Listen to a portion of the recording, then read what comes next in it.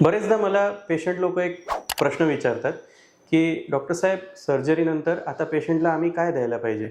वेगवेगळ्या प्रकारचे फ्रूट्स देऊ का? ड्रॅगन फ्रूट वगैरे दिल्याने फायदा होईल का?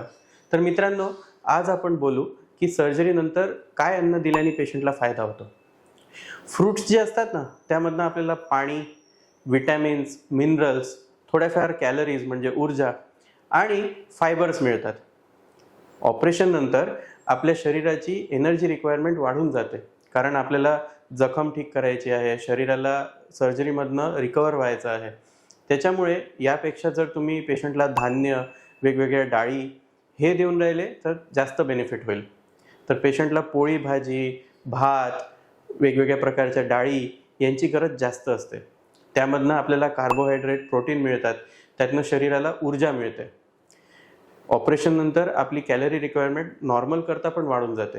तुमची नॉर्मल 2000 असेल तर कदाचित 2500 कॅलरीची गरज आपल्या शरीराला असते.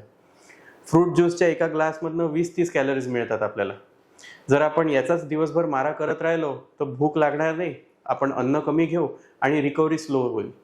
त्याच्यामुळे ऑपरेशननंतर फ्रूट्स नक्की द्या, ते चांगले असतात, पण त्याच्यापेक्षा तुम्ही धान्यावर किंवा डाळींवर जास्त जोर करा. धन्यवाद.